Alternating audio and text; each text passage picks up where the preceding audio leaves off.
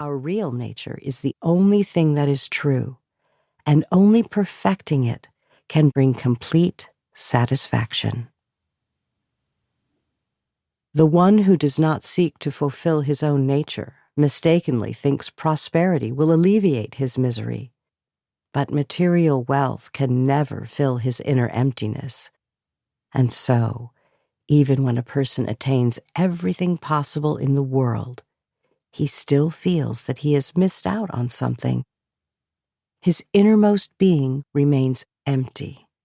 As Buddha once said, desire is difficult to fulfill. It is strange that no matter what a person may attain, he is never satisfied. That even after he has accomplished his goal, he yearns for still greater achievements. And so the poverty of beggars and emperors is the same. At this level, there is no difference between them at all. No matter what gains a person makes in the outer world, they are unstable. They can be lost, destroyed at any time, and in the end, death claims them.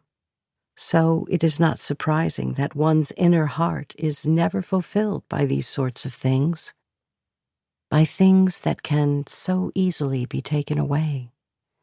This kind of prosperity will never give a person a sense of security, no matter how strenuously he pursues it.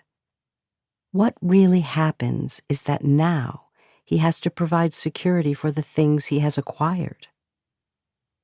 It must be clearly understood that outward power and prosperity can never eradicate one's sense of want, one's insecurity, or one's fear. Self-deception is the only way to camouflage these feelings. Prosperity is an intoxicant. It hides the reality of life.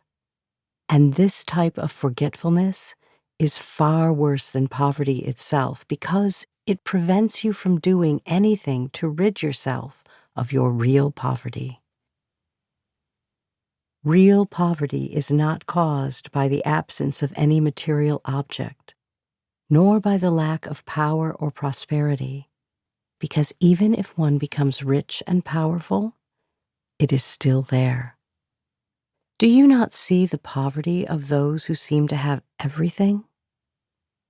Have your burdens ever been lightened by your material possessions? My friends, there is a great difference between prosperity and the illusion of prosperity.